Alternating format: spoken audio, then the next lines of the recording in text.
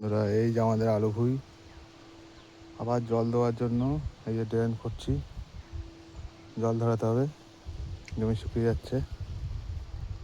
আর ওই যে আমাদের শস্যের ভুই, দেখতেই পাচ্ছ তোমরা গাইস। এদিকে ওই রাস্তার যে আলু ভুই,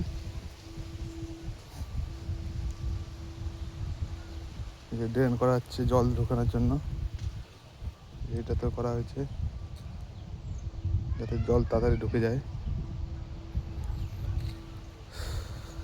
এখন এগুলো করতে বাকি আছে, আমি করব। আর ওই যে আমাদের শস্যের ভুই, এই যে